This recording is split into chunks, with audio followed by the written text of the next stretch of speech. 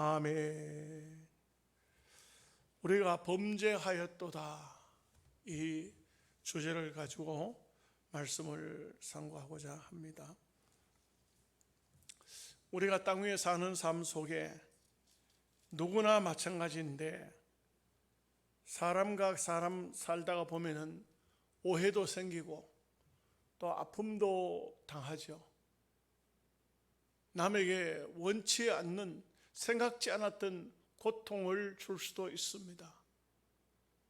그러나 그런 아픔이 계획적이거나 또는 정말 치명적인, 해서는 안 될 그런 아픔이 되어서는 안 됩니다. 요셉은 거의 형님들로부터 생명을 잃어버린 겁니다. 사실 요셉이 종으로 팔려갔으나 종은 어째 죽는 것보다도 더 나은 것이 없다고 말할 정도입니다. 차라리 죽는다면 아벨처럼 천당에 가면은 주님이 맞아주시죠. 근데 요셉은 종으로 갔으니까 그건 말로 다 할 수가 없는 것입니다. 노예.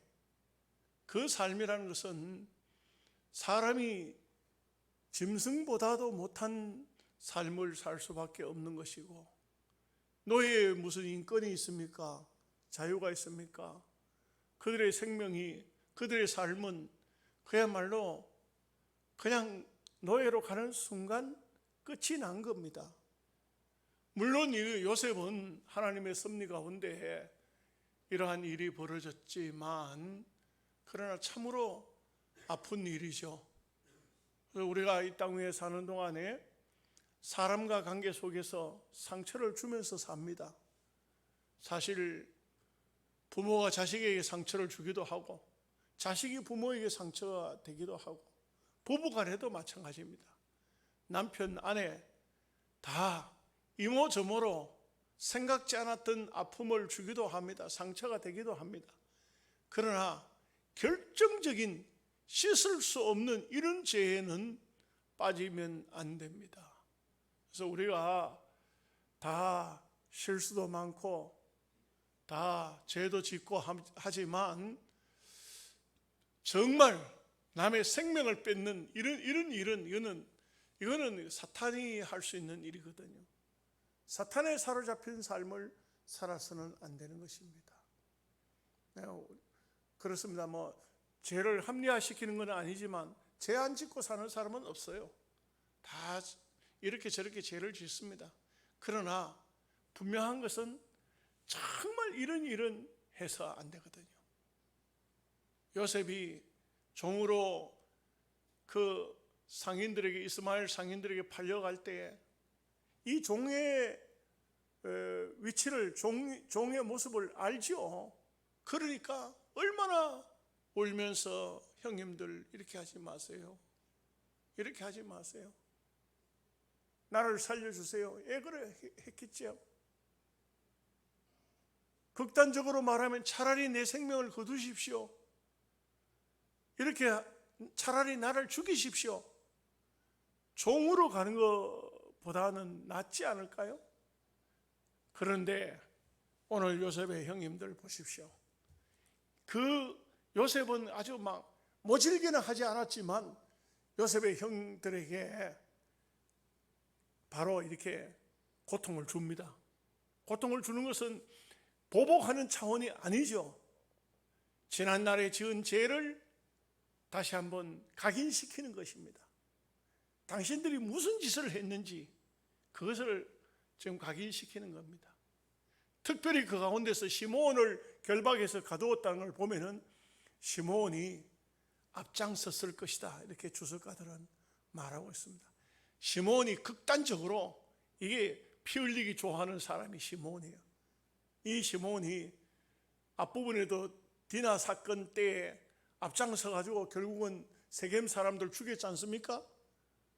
물론 거기에 유다도 포함이 됐습니다만, 이 세겜이 그 세겜 사람을 죽이는데 시므온이 아주 못된 역할을 했기 때문에 3일 동안 옥에 가둬 놓았다가 요셉이 그들에게 한 말을 보면은 나도 하나님 섬기는 사람이다 이렇게 했어요. 이 요셉의 형들에게 무엇을 지금 말해주고 있는 것입니까? 요셉의 형들은 요셉인 줄은 꿈에도 생각지 않았기 때문에 그 사람들은 육의 사람이고 하늘나라에 대한 하나님의 그 계시나 하나님의 그 놀라운 역사에 대한 하나님의 섭리에 대해서는 생각을 안 하기 때문에 요셉이라고는 꿈에도 생각지 않은 겁니다. 하나님은 요셉에게 이 계시를 주었는데도 그 형들은 안 믿고 있는 겁니다. 그러니 요셉은 다시 한 번 더 그 어려운 상황 속에서도 나는 하나님을 믿는 사람이다. 너희들 생명을 보존해라. 하나님께는 어떻게 생명이 보존되죠? 회개입니다. 살 수 있는 방법은요, 믿음의 사람이 살 수 있는 방법은 회개밖에 없어요. 하나님께 진심으로 죄를 뉘우치고 돌아오면 어떤 사람이든지 살 길이 열리는 겁니다. 그러니 나는 하나님을 섬기는 사람이다. 너희들 생명을 보존해라. 이렇게 말합니다. 그리고 결국은 곡식을 가져가서 너희 집안 식구 다 살리라. 그리고 딱 한 사람을 지목했는데 시몬이라 이거죠. 아마 그 요셉의 형님들이 조금이라도 영적으로 각성하고 있었다면 이걸 알았어야 돼요. 시몬이 아주 못된 성격을 가지고 있거든요. 아주 못된 마음을 가지고 있거든요. 그러니까 이 시몬을 결박해서 다시 옥에다 가두어 버리는 것은 그 속에서 깊이 좀 자숙하고 회개하라는 그런 의미가 있는 것이죠. 그래서 오늘 우리는 이 말씀에서 교훈을 받는 것은 살다가 참 힘들고 어려운 문제가 생기면 내가 혹시라도 남의 눈에 눈물을 나게 한 일은 없는지, 남에게 정말 씻을 수 없는 고통을 준 것은 없는지 깊이 회개하라는 하나님의 뜻이 있는 겁니다. 그렇기 때문에 오늘 말씀은 참 우리에게 깊은 교훈을 줍니다. 여기 요셉의 형들이 우리가 범죄하였도다. 이 한마디는 저들이 스스로 전부들 우리가 범죄하였도다 깨닫는 거예요. 깨달음이 온 겁니다. 사람은 놀랍게도 자기에게 돌아온 고통은 굉장히 아파하면서 남들의 고통에 대해서는 별로 크게 관심을 가지지 않습니다. 이제 드디어 이들이 큰 고통, 큰 아픔을 당할 때에 우리가 범죄했다 이렇게 실토하게 되는 것입니다. 자, 이제 말씀을 한번 보실까요? 18절 말씀 봅니다. 사흘 만에 요셉이 그들에게 이르되 나는 하나님을 경외하노니 너희는 이같이 하여 생명을 보존하라. 여러분, 참 중요한 것은 요셉은 내가 하나님을 섬기는 사람이라. 여러분, 애굽의 사람들이요, 하나님을 섬기는 사람이 어디 있겠어요? 희한하죠? 그 요셉에 대해서 이 요셉의 형들이 그렇게도 지식이 없었을까? 요셉에 대한 소문도 못 들었을까? 총리에 대한 얘기를 전혀 못 들었을까? 참 이것도 참 놀랍죠. 우리가 어떤 것을 안다는 것, 이것도 믿음의 삶에 있어서 알아진다는 것, 우리가 깨닫는다는 것, 이런 것도 굉장히 중요합니다. 사람과 사람 관계 속에서 사람을 안다는 것도 참 중요하고 환경이나 여건을 안다는 것도 굉장히 중요합니다. 요셉의 형들은 도대체 어떤 사람들인지 무엇을 했는지 애굽에 대한 소문을 그렇게도 들을 수 있는 정보가 없었는지 모르지만 요셉은 정말 형들이 알았더라면, 처음부터 알았더라면 어떻게 됐을까요? 문제가 달랐을 거예요. 그런데 요셉은 내가 하나님을 섬기는 사람이라 너희는 생명을 보존하라. 이게 뭐냐면 함부로 내가 하나님 섬기는 사람으로 함부로 사람 죽이는 사람은 아니다 이거죠. 뭔가 판단을 할 때 정확한 데이터, 정확한 내용을 가지고 판단한다 이거죠. 그러니 나는 하나님을 섬기는 사람이라고 먼저 선언하고 너희들 생명 보존해라. 너희들 거짓말을 하면 안 된다. 너희들 지금은 뭐 무슨 소리를 하든 간에 너희들 진실을 말해야 돼. 팩트를 말해야 되지. 만약에 엉뚱한 소리하고 거짓말하고 이러면은 나는 하나님을 대신해서 심판할 수도 있다 이거죠. 이게 아주 무서운 경고의 말씀이고, 그 요셉은 자기 자신에 대해서 정확히 밝히고 있는 이런 모습을 볼 수가 있습니다. 19절 20절 말씀 보겠습니다. 같이 읽습니다. 너희가 확실한 자들이면 너희 형제 중 한 사람만 그 옥에 갇히게 하고 너희는 곡식을 가지고 가서 너희 집안의 굶주림을 구하고 너희 막내 아우를 내게로 데리고 오라.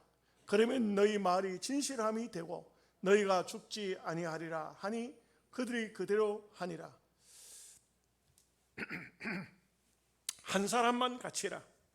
대표적으로 나중에 보면 여기에 보면 시몬이 갇히게 됩니다만, 이 사람들에게 가서 일단은 가족을 구해라. 굶주린 사람을 구하라. 그리고 막내 아우를 데려오라. 요셉이 많이 궁금했을 거예요 아마. 왜냐하면 베냐민은 괜찮을까. 요셉을 애굽에 팔아버린 그 형들이 악행이, 사람이 죄를 짓기 시작하면은요 죄에 대한 두려움이 없어요. 오히려 죄에 대한 쾌감을 가져요. 그렇기 때문에 이런 악한 못된 짓을 하는 것입니다. 전라도의 어디에서는 부둣가에 거닐고 있는 젊은 남녀를 어부가 배에 타라고, 70대 된 어부가 그랬어요. 배에 타라고, 내가 배를 태워주겠다고 탔는데, 그 젊은 아베크니까 젊은 사람이니까 뭐 사진도 찍고 이래 할 거 아니에요. 근데 이 70대 남자가 이 남자아이를 갖다 때려가지고 배에 기구를 가지고 때려가지고 바다에 빠뜨려버린 거예요. 이 여자아이가 깜짝 놀랄 거 아니에요. 그 이 여자아이도 막 발악을 하니까 같이 죽여버린 거예요. 둘이를 죽여가지고 물에다 던져버린 거예요. 이게 경찰이 조사를 하고 하는데도 모든 동네 사람들이 그 배에 그 할아버지 그 사람은 그런 짓을 했으리라고 생각지도 않는 거예요. 그리고 또 여러 가지 이렇게 뭐 배 안에서 뭐 이렇게 나오기도 했어요. 그런데도 자기는 절대 그런 일이 없다고 부인을 하니까 잡지를 못했어요. 그런데 얼마 지난 다음에 또 그 여자아이들 둘이서 부둣가에 놀러 갔다가 또 그 배를 탄 거예요. 또 둘 다 죽여버렸어요. 사람이 참 악할락하면은 얼마나 악할 수 있는가. 그렇게 해가지고는 나중에 다시 또 조사를 하니까 그 내용이 다 밝혀졌어요. 그래서 70대 된 이 어부가 4사람이나 사람을 죽였다 이거죠. 그 참 희한하잖아요. 그 사람을 어떻게 무슨 어떤 악한 마음이 들어서 사람을 한번 죽였다 해도 그 다음에는 굉장히 두려워하고 다시 막 겁을 내고 다시는 그런 짓을 안 해야 되겠는데, 사람을 죽인 연쇄살인범들이 보면 대체적으로 보면 사람을 죽이고 나면 그렇게 쾌감이 온다는 거예요.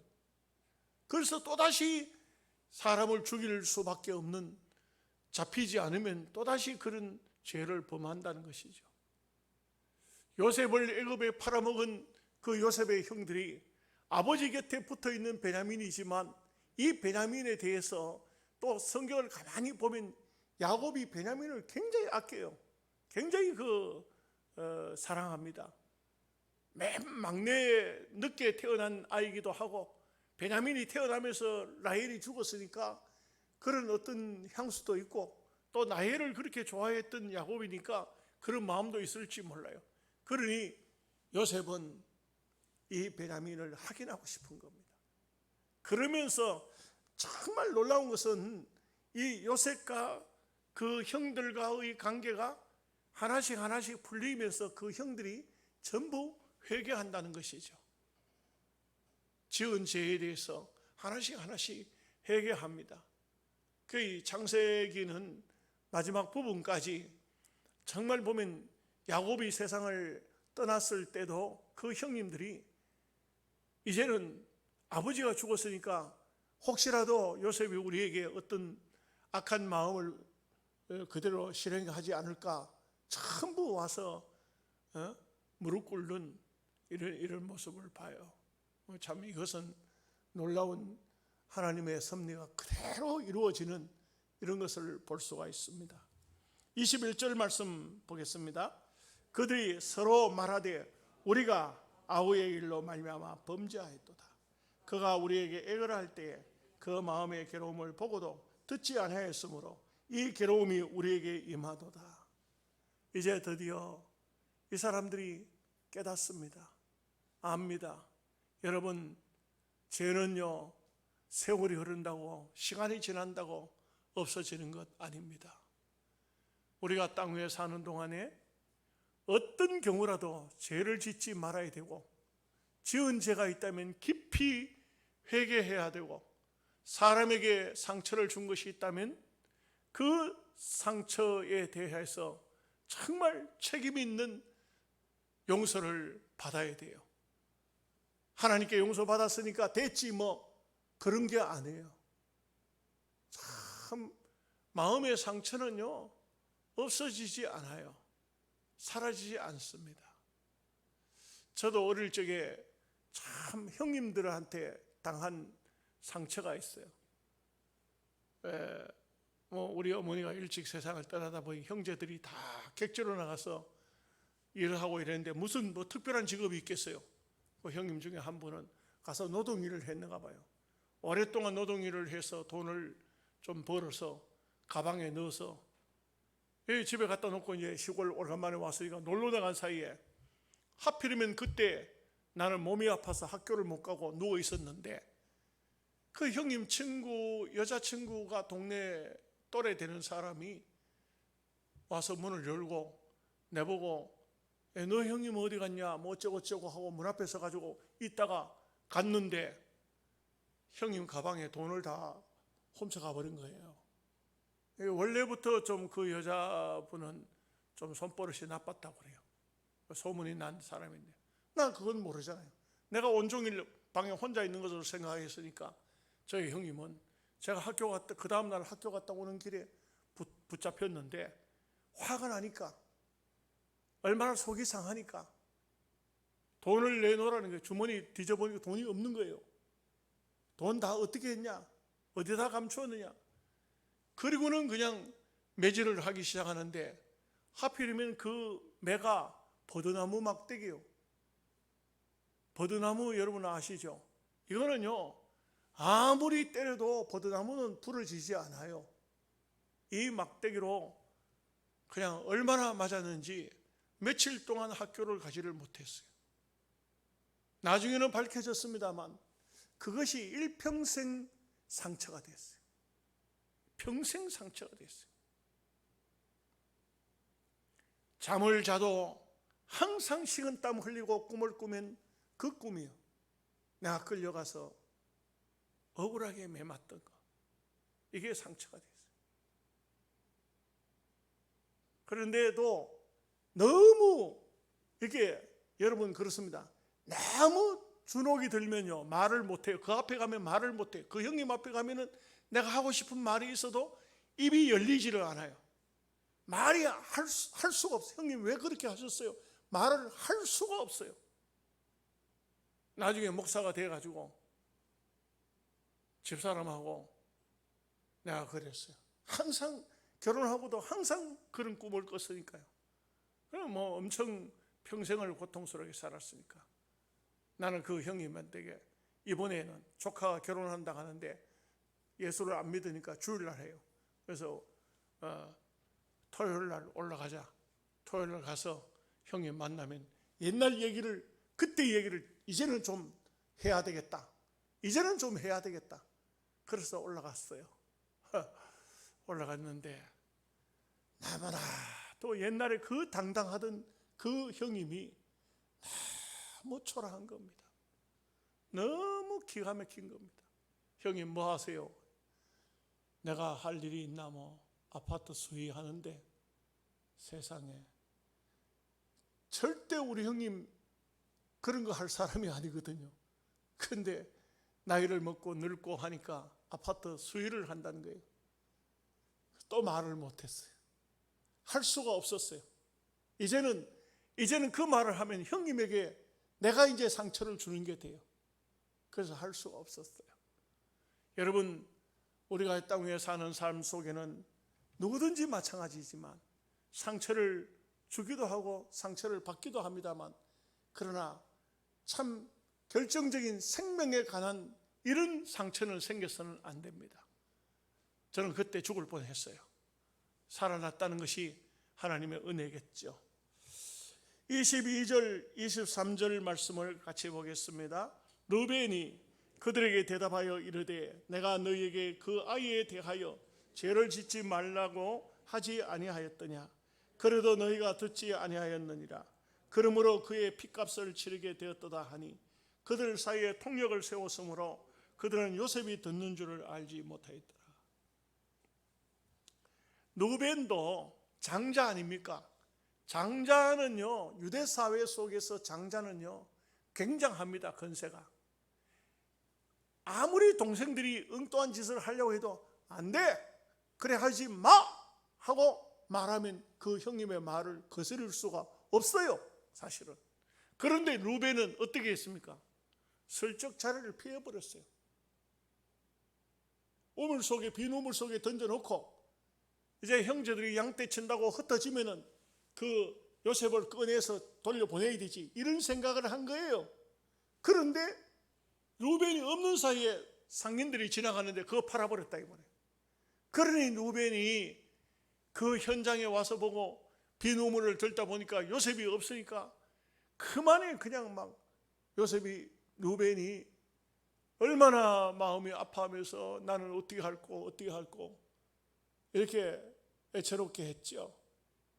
이거는요, 처음부터 르벤이 그 동생들이 요셉을 극히 미워하고 엉뚱한 짓을 하려고 못된 계략을 세울 때 르벤이 따끔하게 아니야, 그렇게 하지 마, 안 돼, 이렇게 했더라면 못합니다.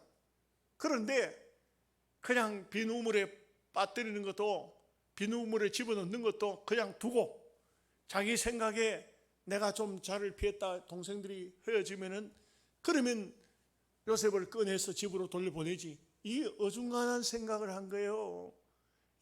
그러니까 확실하고 단호한 그런 마음을 안 가졌기 때문에 이런 일이 벌어진 것이죠. 이제 와서 르벤이 후회를 하는 것입니다. 내가 하지 말라고 하지 않. 그러니까 이게 단호한 입장이 아니고 대충 한 거예요. 여러분, 신앙인은요 절대로 대충 하면 안 돼요. 확실하고 분명한 선을 그어서 해야 돼요. 그러면요 그 결과는 마지막은 하나님이 책임져 주십니다. 믿음의 사람은요, 아니야, 안 돼, 이런 것은 죄야, 이거는 하면 안 돼, 분명하게 선을 그어야 됩니다. 그러면 하나님의 도우심이 임할 수가 있는 것입니다. 24절에서 25절 말씀. 요셉이 그들을 떠나가서 울고 다시 돌아와서 그들과 말하다가 그들 중에서 시몬을 끌어내어 그들의 눈앞에서 결박하고 명하여 곡물을 그 그릇에 채우게 하고 각 사람의 돈은 그 자루에 도로 넣게 하고 또 길 양식을 그들에게 주게 하니 그대로 행하였더라. 그 요셉이 그 르벤이 하는 말을 다 듣고 얼마나 마음에 참 지난 날이 또다시 한번 떠올라서 눈물이 났겠어요. 얼마나 지난 과거가 생각하면 아팠겠습니까? 그러니까 그들을 떠나서 울고 다시 돌아왔다. 그들 앞에서 울 수는 없잖아요. 그러니까 돌아왔고, 그리고 곡식을 다 자루에 이제 넣어서 주면서 거기에 보면은 돈도 그 자루에 넣어버렸어요. 그것은 왜 넣었을까요? 요셉이 이 사람들은 한 아들은 없어졌다고 이렇게 말했지만 사실은 돈 받고 팔아먹은 거죠. 돈 받고 팔아먹은, 너희들 돈을 그렇게, 형들이 그렇게 돈을 좋아하니까 돈을 다시 한번 집어넣어서 돈을 통해서 이 사람들의 마음을 회개케 하는, 뉘우치게 하는 이런 것을 볼 수가 있습니다. 여러분, 이 땅 위에 사는 삶에요, 많은 것을 가지고 살지만 떠날 때는 다 두고 떠납니다. 돈이 최고가 아니에요. 어떤 할머니 한 분은 돌아가셨는데요, 죽고 난 다음에 집안을 정리해 주는 사람 있지 않습니까? 검은 비닐 봉지가 하나 방구석에 있어서 그거를 열어봤더니 세상에 돈이 4억이나 들었더래요. 돈 4억이나 집안에 있으면 집안에다가 이 은행도 못 믿으니까 매일 돈을 갖다 그 검은 봉지에다 갖다 집어넣은 거예요. 집어넣은. 그러니 이 할머니가 돌아가시고 난 다음에 유품 정리해 보니까 돈이 집안에서 4억이나 나왔다는 거예요. 4억에 할머니가 돈을 4억을 모았다 하면 먹을 걸 먹었겠어요? 입을 걸 입었겠어요? 겨울이라고 따뜻한 방에 보일러를 돌렸겠어요? 어떻게 했겠어요? 그런데요, 그 할머니뿐만 아니래요.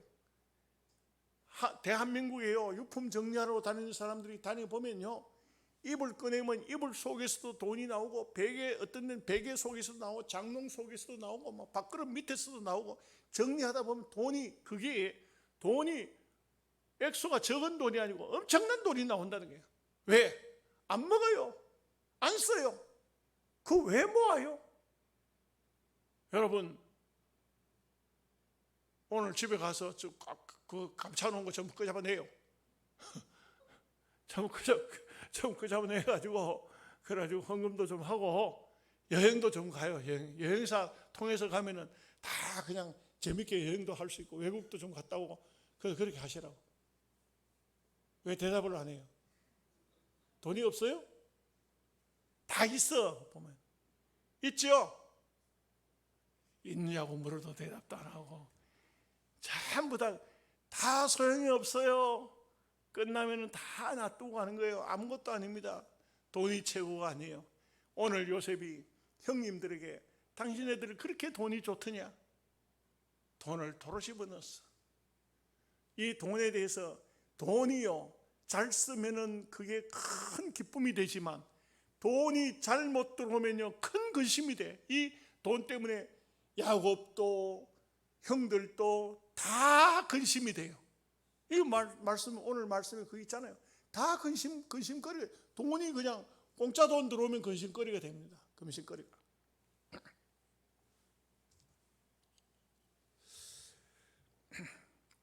26절 7절 말씀 같이 보겠습니다. 그들이 곡식을 나귀에 싣고 그것을 떠났더니 한 사람이 여간에서 나귀에게 먹이를 주려고 자루를 풀고 본즉 그 돈이 자루 아기에 있는지라. 그 돈이 바로 자루 속에 들어있더라 이거죠. 28절 봅니다. 그가 그 형제에게 말하되 내 돈을 도로 넣었도다. 보라, 자루 속에 있도다. 이에 그들이 혼이 나서 떨며 서로 돌아보며 말하되 하나님이 어찌하여 이런 일을 우리에게 행하셨는가 하고, 이제는 이게 너무 이상하니까, 너무 희한한 일이 벌어지니까, 하나님, 우리말로 하면 하나님, 이거 도대체 어떻게 된 일입니까? 이게 하나님을 향해서 묻는 겁니다. 하나님 대답하시면 뭐라고 했어요? 너들 돈 좋아졌냐? 돈이 너희들 최고라고 동생까지 팔아먹은 사람들 아니냐? 왜? 돈 먹고 살아라. 왜? 하나님께서 얼마든지 그런 말씀을 하실 수도 있지만 이 형들의 모습은 참 너무, 우리가 볼 때 성경을 읽으면서 너무 기가 막힌 것이죠. 그게 지난날 동생을 팔아먹은 그 돈을 다시 한번 생각해 하는 것입니다. 자, 29절에서 31절까지 쭉 읽겠습니다. 그들이 가나안 땅에 돌아와 그들의 아버지 야곱에게 이르러 그들이 당한 일을 자세히 알리어 아뢰되 그 땅의 주인인 그 사람이 엄하게 우리에게 말씀하고 우리를 그 땅에 대한 정탐꾼으로 여기기로 우리가 그에게 이르되 우리는 확실한 자들이요 정탐꾼이 아니니이다.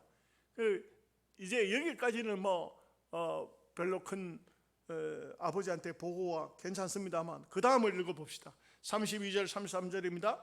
우리는 한 아버지의 아들 12 형제로서 하나는 없어지고 막내는 오늘 우리 아버지와 함께 가나안 땅에 있나이다 하였더니 그 땅의 주인인 그 사람이 우리에게 이르되 내가 이같이 하여 너희가 확실한 자들임을 알리니 너희 중에 하나를 내게 두고 양식을 가지고 와서 너희 집안의 굶주림을 구하고, 그 다음에 이제 34절에서 36절까지 쭉 읽겠습니다.